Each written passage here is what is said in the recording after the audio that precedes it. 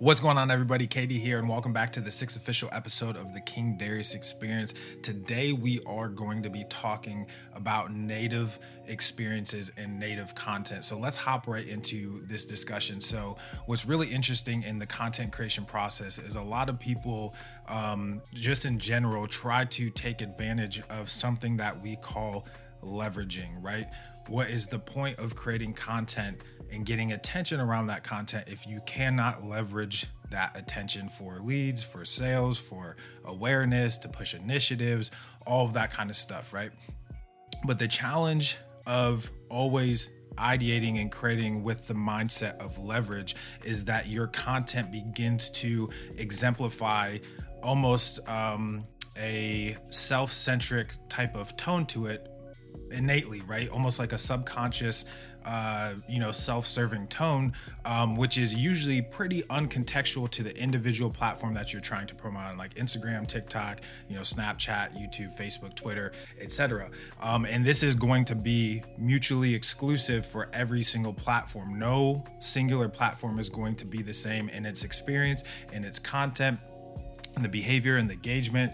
And so I want to actually encourage you to start studying those things, right? So for example, when I started my TikTok account, I have several of them. We talked about this in episode 1. I got one account, my main account, I think it's at like 40 some K. Oh, and little notifications here, turn that off.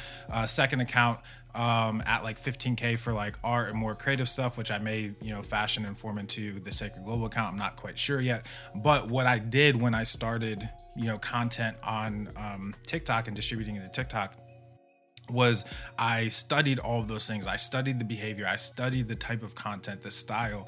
I understood the format in which I was communicating, and I tapped into multiple forms of media within one platform, but never with the thought or the mind that I was going to leverage that attention for something, right? I know I will eventually, right? Having awareness, having mind share, having equity and advocacy with audiences is going to result in the ability to leverage that attention. But because I've been able to fully just entertain, value, all of that kind of stuff, I'm able to exponentially grow a presence on a platform that I can further then leverage, not only in obvious moments in like, hey guys, check the link in the bio, but also in business development moments, right? It's the real-time proof. We talked about real-time content yesterday. It's the real-time proof that you are relevant. Relevancy is literally a ticking time bomb, right? Every single day. Doesn't matter what happened yesterday. Doesn't matter what might happen tomorrow. Are you relevant today? And I think that what's so funny about the type of integrated media experiences that we have right now is the life cycle of relevancy is shortening exponentially, right? So where it used to be, you could just drop an album, after 6 to 18 months, or you could drop a movie every, 12 to 18 months. And that would last, right? The life cycle of that attention and that value and that equity would last, and people would still be talking about it. Then each form of a new platform, or the content and the nature in which you posted those platforms with each emerging platform, became shorter and shorter and shorter to meet the time, the demand, the context, the relevancy, and attention span of whatever audiences are on those platforms. So when creators start creating within these platforms, it starts shortening the life cycle of relevancy to where literally the platforms that are relevant today, Instagram, TikTok, and Twitter. I mean, obviously YouTube and Facebook are still staples, but they're not like, nobody just goes there to spend hours and hours. YouTube may be the exception there.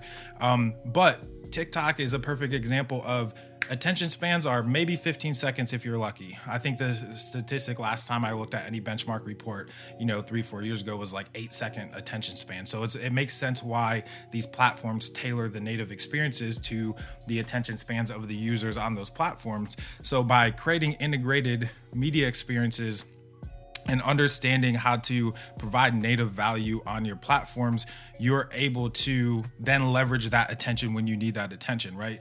I believe that all of these things matter deeply for your brand. I think it matters that you're not only talking to people when you want something from them. I think it matters that you're building community with no expectation. I think it matters that you're also creating content around the things that are important to you. So you literally attract other people who have the same value systems, have the same interests, have the same talents and skills.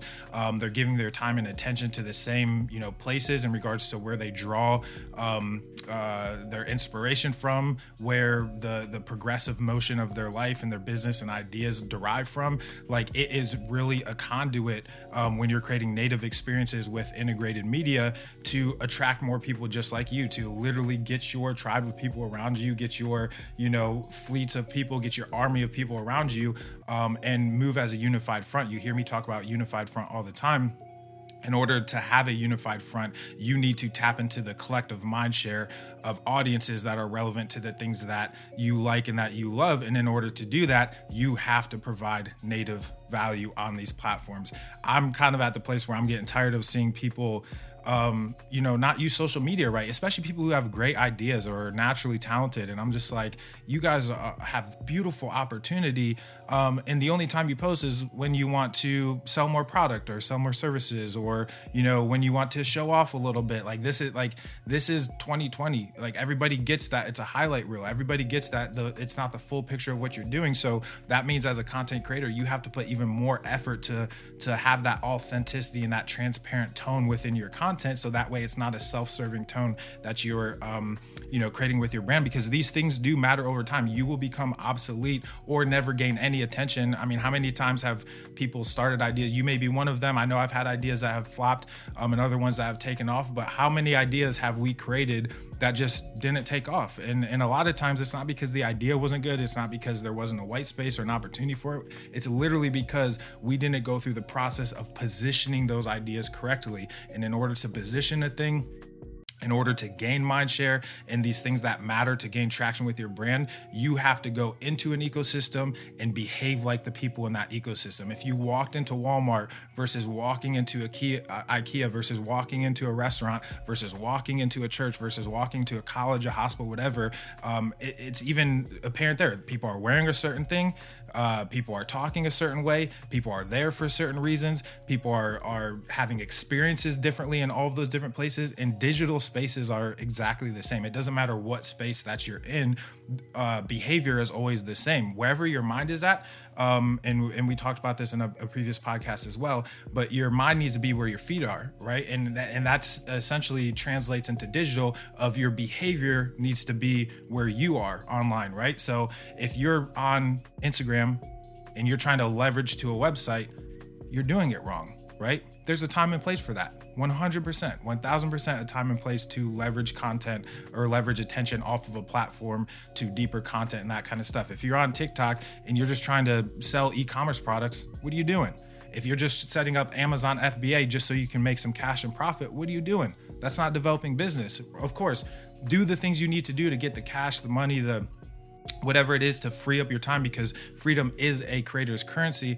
But at the end of the day, do not lead your content efforts from a leveraging perspective. So many brands don't even have the live part of the phrase live and die, but so many brands live and die by the fact that all they want to do is leverage.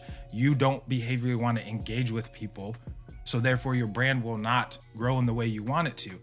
So release any expectation that people owe you something on social media, that they need to do something just because you're providing content. They will tell you behaviorally when they are ready to engage with you. You have to continually position your brand in a place and in a manner that allows for that attention to be had.